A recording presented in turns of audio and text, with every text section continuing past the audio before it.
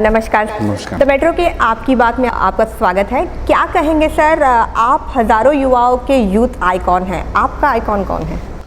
देखिए कि मैं सामाजिक जीवन में, राजकीय जीवन में जिनको देख के मैं बड़ा हुआ, जिनका काम मैंने मेरे बचपन से देखा है, जिनका त्याग, जिनका समाज के प्रति उनका देखने का नज़रिया और समाज के लिए अविरत काम करने की उनकी क्षमता, तो निश्चित रूप से जिनको देखते हुए मैंने मेरा सामाजिक जीवन और राजकीय जीवन शुरू किया और आज यहाँ तक पहुँचा हूँ, वो मेरे पिताजी गणेश जी नाइक साहब, ये मेरे आइकॉन हैं। नवी मुंबई के नागरिकों को महावितरण की ओर से सुविधाएं मिले, इसलिए आंदोलन का शौक देना क्या यूं ही जारी रहेगा महावितरण को? आप समाज नीति में, राजनीति में जब भी काम करते हैं तभी जो भी समस्या है, अगर समस्या का हल आप आसानी से आप पत्र व्यवहार करें, उनसे टेलीफोन से बातचीत करें, उनसे मिले, अगर सहजता से अगर वो सुलझता है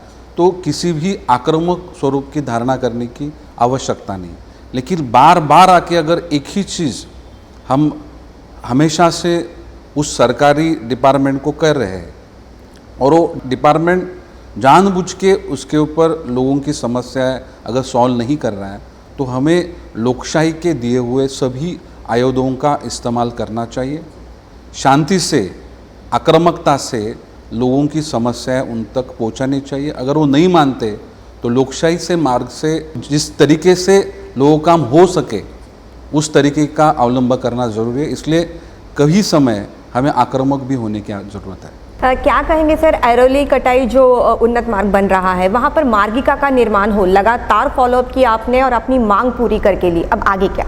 मेरे आमदार के कार्यकाल में इस काटेई नाका के उड़ान पुल का जब भी बनाने की निविदा आई, उसके बाद में हमने जब भी वो पूरा प्लान देखा तो उसमें नवी मुंबई के लोगों को उस मार्गिका के ऊपर चढ़ने के लिए यहाँ पे जगह नहीं थी, उतरने के लिए नहीं थी। तो ये मार्ग बन रहा है जो बहुतांश मार्ग ये नवी मुंबई से होकर जा रहा है और उसमें अगर नवी मुंबई के लोगों के लिए सुविधा नहीं रहेगी, स्पेसिफिकली अगर हम ठाणे बेलापुर रोड से जाते हैं तो ऐरोली के यहाँ से होके हम मुलुंड की ओर जाते हैं, उस कंजेशन को अगर हमको दूर करना है तो ये मार्गिका के तरफ से अगर लोगों ने ट्रैवल किया तो जो ऐरोली में जा रहे हैं वो जो पुराने रास्ते से जाएंगे और जिनको मुलुंड जाना है, जिनको ठाणा जाना है या ठाणा से जिनको कल्याण डोंबिवली जाना है, पनवेल जाना है, वो मार्गिका से होके ठाणे बेलापुर रोड पे आके आगे जा सकते हैं। अगर हमारे शहर से ये मार्गिका जा रही है और हमें चढ़ने के लिए, उतरने के लिए अगर जगह नहीं है तो इस बात की सूचना हमें प्रशासन को, राज्यकर्ताओं को देनी चाहिए। और जिस समय इसका भूमि पूजन हुआ तभी मुख्यमंत्री देवेंद्र जी फडणवीस साहब वहाँ पे उपस्थित थे। उनको मैंने कहा कि सर आप यहाँ पे ब्रिज बना रहे हैं, आपका अभिनंदन, लेकिन नवी मुंबई के लोगों को इस मार्गिका पे चढ़ने के लिए और उतरने के लिए सुविधा नहीं है, तो इस सुविधा का अंतर्भाव आपको इस प्रकल्प में करना पड़ेगा। अगर आप नहीं करते तो हमें यहाँ पे आंदोलन खड़ा करना पड़ेगा और हम किसी भी तरीके से काम नहीं होने देंगे। तभी तत्काल उन्होंने वहाँ के जो चीफ ऑफिसर थे उनको कहा कि इस मार्गिका का अंतर्भाव करना आवश्यक है और वैसी सूचना उन्होंने दी। लेकिन जैसे टाइम बीतता गया, सरकार बदल गई और मुझे क्यों मालूम नहीं, लेकिन इसकी प्राथमिकता कई लोगों को नहीं समझी। आयुक्त महोदय को भी मैंने कहा कि ये इसका कोऑर्डिनेशन करने की जिम्मेदारी आज इस शहर में महापौर नहीं है, तो इसका कोऑर्डिनेशन आपके माध्यम से होना चाहिए। और उसकी शुरुआत हुई और शुरुआत होने के बाद में प्रस्ताव दिया गया कि जल्द से जल्द ये मार्गिका का प्रस्ताव आएगा, टेंडर होगा और ये प्रकल्प जैसे पूरा होता है उसी गति से इस नवी मुंबई में चढ़ने की और उतरने की मार्गिका का भी काम पूरा किया जाएगा, जो ऐरोली के लोगों को सुविधा देगा, उनकी असुविधा दूर हो जाएगी। इंटरनल जो बॉटलनेक हैं, जो पीक हावर्स में जो ऐरोली में कंजेशन होता है, यहाँ पे स्कूल जाने वाले बच्चे, उनके पेरेंट्स, और वहाँ पे रहने वाले लोग उनको असुविधा होती है। तो अगर मुलुंड में जाने वाले लोग और मुंबई से आए हुए पनवेल डोंबिवली जाने वाले लोग अगर मार्गिका से जाएंगे तो यहाँ पे काफ़ी रिलीफ ऐरोली के उस इलाके में मिलेगा। और मुझे समझ में नहीं आता है कि इसके लिए क्यों देरी हो रही थी, और यहाँ पे जानबूझ के देरी हुई है, हो रही है, की जा रही है। ये मुझे जब भी मालूम पड़ा तभी मैंने वहाँ पे मेरा आक्रामक रूप रवैया दिखाया। और अगर जल्द से जल्द इस काम की अगर निविदा नहीं निकाली गई, इसकी शुरुआत नहीं हुई, तो हमको जो काम चल रहा है हमको रुकाना पड़ेगा। और वो नवी मुंबई के लिए, ऐरोली के लिए इस भूमिका हमें ऐसी भूमिका हमें लेनी पड़ेगी। लेकिन सद्भाग्यपूर्वक अभी जो स्थिति महाराष्ट्र में है उसका पत्र मैंने मुख्यमंत्री महोदय जी को दिया है, वही पत्र मैंने उप मुख्यमंत्री जी को भी दिया है, और सकारात्मक उनकी बातें वहाँ पे हुई है। अभी जो शिफ्टिंग का जो थोड़ा सा काम था वो महानगर पालिका के माध्यम से इनिशिएट किया गया है, और जल्द से जल्द इस मार्गिका का निविदा निकल के इस काम की भी शुरुआत होगी। और जिस गति से ये काम पूरा हो रहा है और जिस समय काटाई नाके का हैंडओवर हो जाएगा, उसी समय इस मार्गिका का भी हैंडओवर हम करने का प्रयास करेंगे, ये विश्वास यहाँ पे मिलेगा। जो गौली देव और सुलाई देवी है उनका जो समावेश है वो महाराष्ट्र के पर्यटन स्थलों में कब तक होगा ऐसा आपको लगता है? देखिए कि कौन से स्थल का समावेश किस चीज़ में होना चाहिए ये मैं महत्वपूर्ण नहीं समझता, लेकिन गौली देव पर्यटन स्थल है उसका विकास होना चाहिए मैं ज़रूर समझता हूँ। महानगर पालिका हो, MLA फंड्स हो, या महानगर पालिका के माध्यम से फॉरेस्ट डिपार्टमेंट का कोऑर्डिनेशन हो, इसके लिए प्रयास किए गए हैं। अभी जो सरकार महाराष्ट्र में है ये गति से काम करने वाली सरकार है, शहर को विकास की ओर लेके जाने वाली सरकार है। तो मुझे निश्चित रूप से विश्वास है कि गौली देव का जो डेवलपमेंट आज संत गति से हो रहा है उसको निश्चित रूप से गति मिलेगी। और इस लेवल के, इस टाइप के और महाराष्ट्र में जिस तरीके से अच्छे पर्यटन स्थल विकसित हुए हैं उसी तरह काफ़ी अच्छी तरीके से जो हमारे ग्रामस्थ हैं, जो पर्यटक हैं, जो युवा हैं, उनकी सेफ्टी को मद्देनज़र रखते हुए, नेचर को भी संभालते हुए एक अच्छा पर्यटन स्थल वहाँ पे विकसित किया जाएगा, ये विश्वास मैं आपको देता हूँ। सर, लोकनेता दीबा पाटिल जी का जो नाम है वो नवी मुंबई अंतर्राष्ट्रीय विमानतल को देने का प्रस्ताव आखिरकार मंजूर हुआ। काफ़ी लंबी चली ये लड़ाई नाम देने के लिए, क्या कहेंगे सर इस लड़ाई? स्वर्गीय दीबा पाटिल, उनके नवी मुंबई के अंतर्राष्ट्रीय एयरपोर्ट पे उनको नाम देना ये हमारे समाज के लिए अस्मिता का विषय था। मुझे इस नाम देने के लिए क्यों कई घटकों ने ना बोला और उसमें देरी लाई, इस विषय में मैं जाऊंगा नहीं।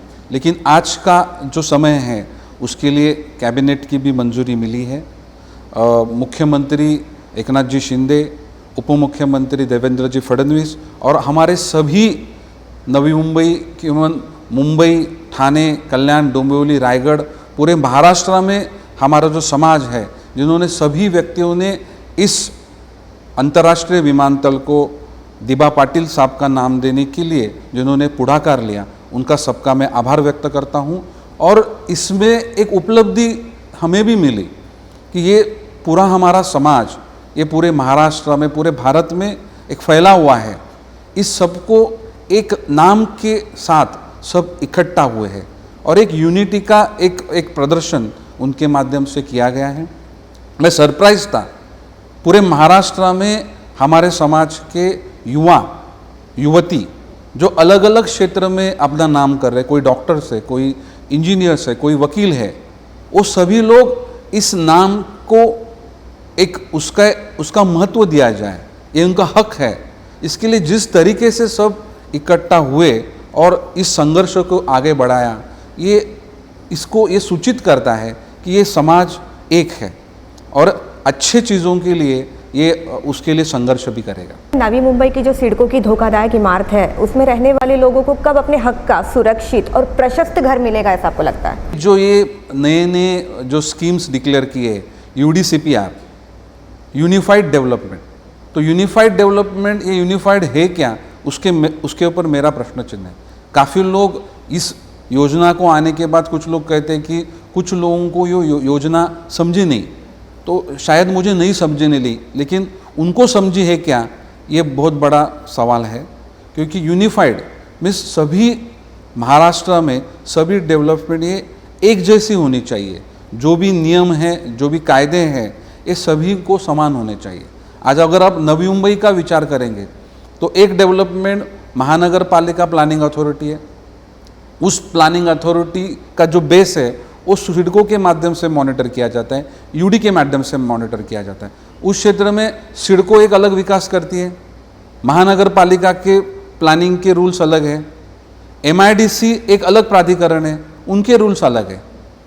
उसमें कुछ जो क्षेत्र है वो एसईजेड का क्षेत्र है, तो वहाँ पे उनके नियम अलग है।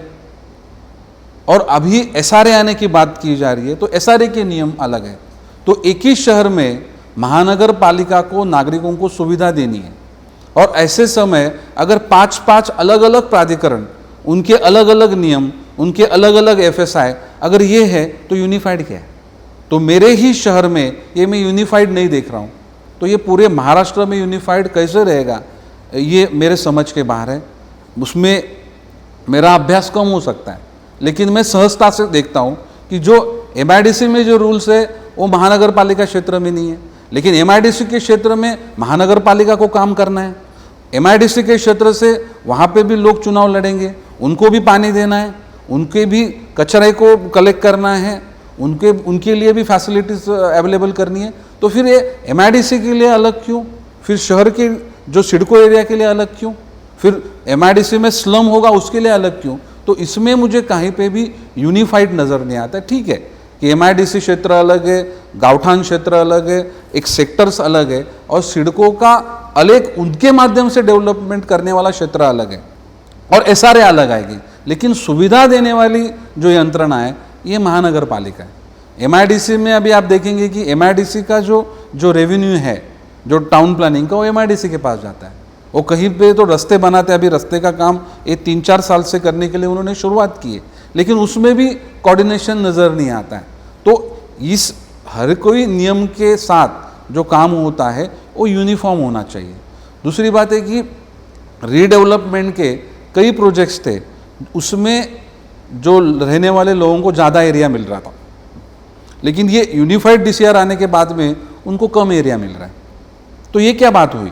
तो उसमें मुझे कई लोगों ने कहा, कोई आर्किटेक्ट लोगों ने कहा, पीएमसी ने कहा, लोगों ने कहा कि यहाँ पे रिहैब कंपोनेंट वो सिडको को देना पड़ता है, रिहैब कंपोनेंट वो एनएमसी को देना पड़ता है। हाँ, अगर एनएमसी को दिया हुआ रिहैब उसका अगर सार्वजनिक हित के लिए वापर हो, कोई समाज मंदिर बने, कोई यूएचपी बने, कोई एमसीएच बने, कोई भी ओल्ड एज होम बने, यहाँ पे प्ले एरिया बने, जिसका सार्वजनिक वापर होगा और वो प्रॉपर्टी महानगर पालिका के माध्यम से लोगों की सुविधा के लिए यूज़ की जाएगी, तो मैं समझ सकता हूँ।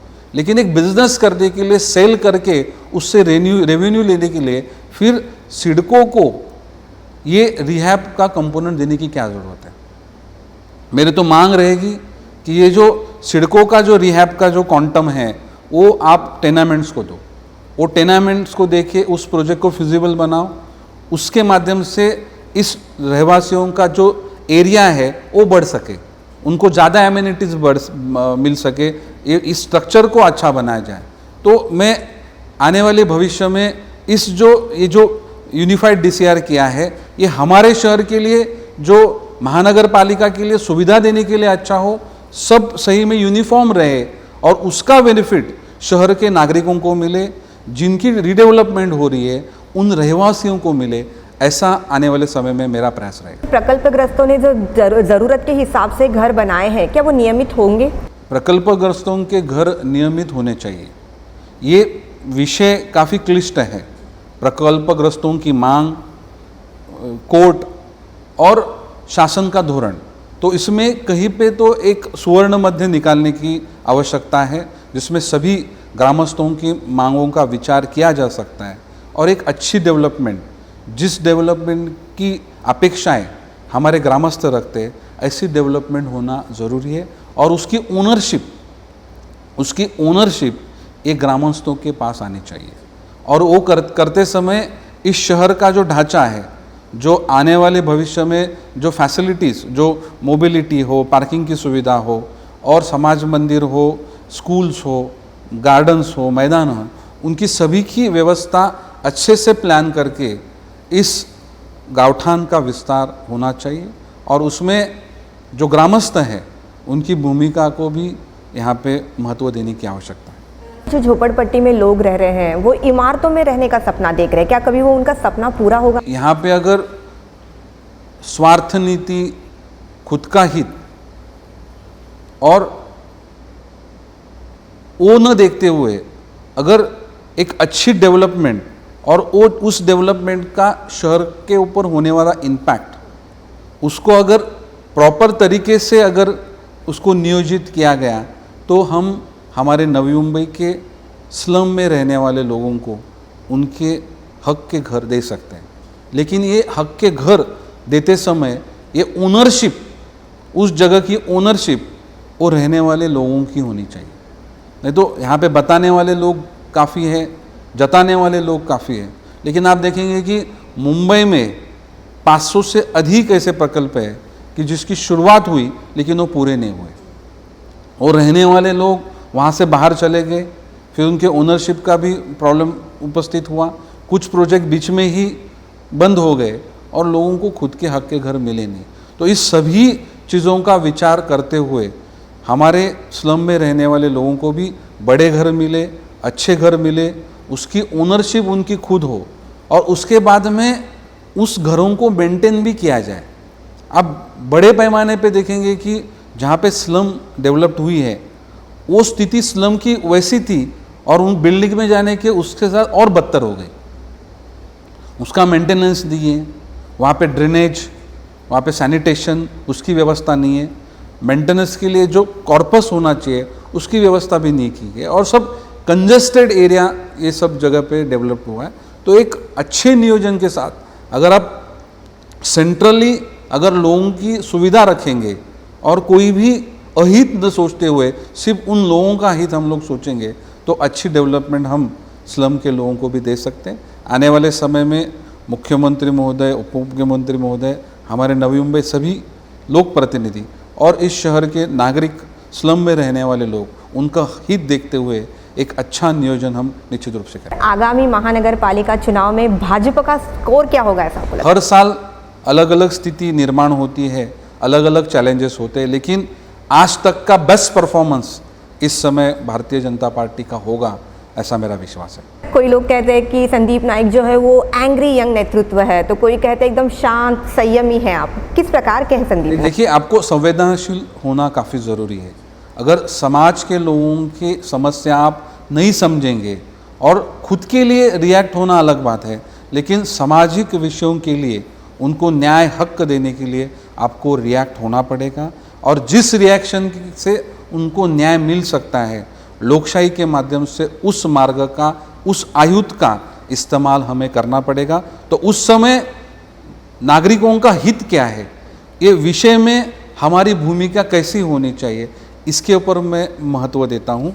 और निजी ज़िंदगी में हमें हमेशा ही काम करते समय संयम के साथ और शांतता के साथ करना चाहिए, ये मैं बिलीव करता हूँ। आगामी महानगर पालिका चुनाव में क्या भाजपा वर्सेस 3 पार्टियां, ऐसा चित्र कहीं दिखाई दे सकता है? नवी मुंबई में आज तक जब से नाइक साहब के नेतृत्व में हम लड़े हैं, इवन भारतीय जनता पार्टी भी हर जगह पे चुनाव लड़ती है, एक पॉजिटिव एटीट्यूड के साथ एक प्रोग्रेस का एजेंडा लेके जनता के सामने जाते हैं। तो निश्चित रूप से हमारा कौन विरोधक है, हमारा कौन प्रत्याशी है, इसके सिवा हम क्या कर सकते हैं, हमने क्या किया है, लोगों का हमारे ऊपर क्या विश्वास है। अगर हम अच्छी सुविधा लोगों को दे सकते, अगर हमारे पक्ष के विचार ये राष्ट्रहित के लिए काम करते, हमारे पक्ष के विचार अगर प्रोग्रेस के लिए बात करते, तो निश्चित रूप से वही प्रोग्रेस का एजेंडा, राष्ट्रहित का एजेंडा और सबको साथ लेके चलने का एजेंडा लेके ही हम लोगों के सामने जाएंगे। हमारे सामने कौन है उस चीज़ का हम विचार नहीं करेंगे। अपने कार्यकर्ताओं के लिए जान की बाजी लगा देना, क्या है इसके पीछे भावना आपकी? एक समाज में एक जो ऐसा घटक जो पार्टी के लिए और एक लीडर के लिए भी बहुत महत्वपूर्ण है, वो एक कार्यकर्ता है। क्योंकि कार्यकर्ता ही ऐसा एक घटक है जो आपका विजन, आपके काम सभी क्षेत्र में हर लोगों से मिलते हुए वो आपके विचार लोगों तक पहुंचाता है। एक इंसान 1000 जगह पे, लाख जगह पे नहीं जा सकता है, लेकिन एक व्यक्ति के विचार, उनका कार्य और उस कार्य को लेके जाने वाले लोग, और सही मायने में अगर उसके उस विचारधारा के साथ करेंगे, काम करेंगे, तो आप लोगों तक पहुंच पाएंगे। और लोगों तक पहुंचने का माध्यम ही कार्यकर्ता है। कार्यकर्ता क्या स्थिति है, सरकार किसकी है, सरकार किसकी नहीं है, लेकिन हमारे नेतृत्व ने जो विचार दिया है ये समाज के हित में है, सबको साथ में लेके चलने वाले विचार हैं। और उस प्रसंग में एक विचार के प्रेरणा के साथ, उनके मार्गदर्शन के साथ हमें काम करना पड़ेगा। जब भी हम उनको बुलाते हैं वो आते हैं, एक कार्यक्रम में सम्मिलित होते हैं, कोई मूवमेंट में वो लोग साथ में आते हैं। तो ये घटक जो कोई भी स्वार्थ न होते हुए निस्वार्थ भूमिका से अपने लीडर के प्रति, अपने पक्ष के प्रति एक आस्था रखता है और उनके विचार लोगों तक पहुंचाता है, तो ये घटक काफ़ी महत्वपूर्ण है। और ये घटक सही में एक अच्छे लीडर का आँख है, उनके कान हैं और उनकी आवाज़ भी है।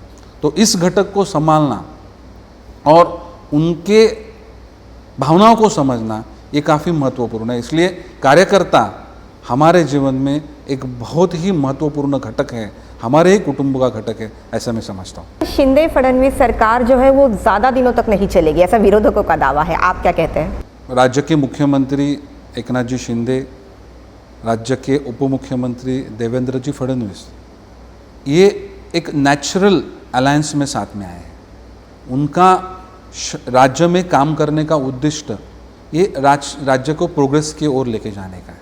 और जिस तरीके से पूरे महाराष्ट्र में उनको समर्थन मिल रहा है, मुझे लगता है ये अलायंस काफ़ी लंबे चलेगा।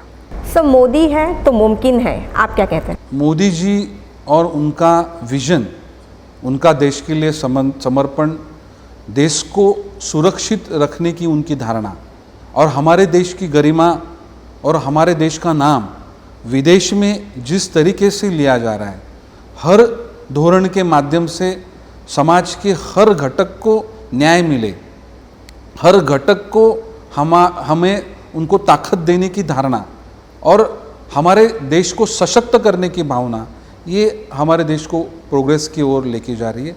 तो जो व्यक्ति एक निस्वार्थ से, समर्पण से हमारे देश को शक्तिशाली बना रहा है, हमारे देश को स्वयंपूर्ण बना रहा है, हमारे देश को बलशाली बना रहा है, ऐसे नेतृत्व की सराहना की जानी चाहिए। महाराष्ट्र के आधुनिक चाणक्य देवेंद्र फडणवीस जी को माना जा रहा है, क्या कहेंगे सर उनके बारे में? देवेंद्र जी फडणवीस एक विधायक की दौर, एक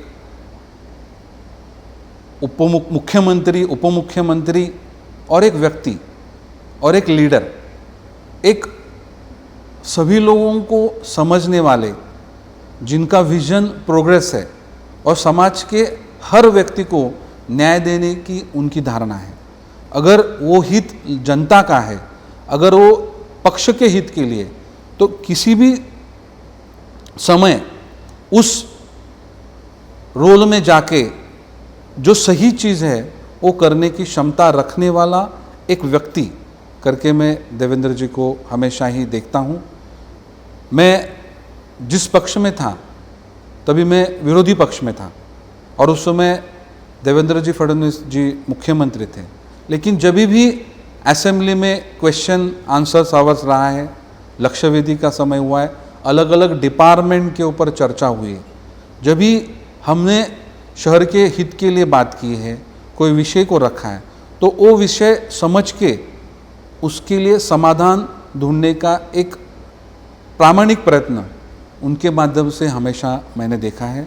तो एक विषय को समझना और इस विषय को न्याय देने की प्रयास करने की क्षमता रखने वाला एक व्यक्ति मैं देवेंद्र जी फडणवीस ऐसा मैं समझता हूँ। नवी मुंबई का मतलब है विधायक गणेश नाइक, क्या भविष्य में भी यही समीकरण ऐसे ही रहेगा ऐसा आपको लगता है? आज तक की जो नवी मुंबई में जो भी अच्छा हुआ है, तो आदरणीय गणेश जी नाइक साहब का नाम लिया गया है और निश्चित रूप से ये नवी मुंबई के सभी नागरिकों का एक विश्वास है कि ये नेतृत्व, ये विजन के साथ काम करने वाला नेतृत्व है। ये नेतृत्व समाज के हर स्तर के, हर धर्म के, हर भाषा के, हर वर्ण के सभी लोगों को साथ में लेके जाने वाला नेतृत्व है। और ये नेतृत्व हमारे शहर में अच्छे लोगों को आगे करने वाला नेतृत्व है। तो एक विश्वास आदरणीय गणेश जी नाइक साहब के विचारों के ऊपर ये नवी मुंबई में रखा है। और नवी मुंबई के नागरिकों का मैं यहाँ पे एक उनका सबसे बड़ा योगदान है कि अच्छे नेतृत्व के ऊपर हमेशा ही नवी मुंबई के नागरिकों ने विश्वास रखा है।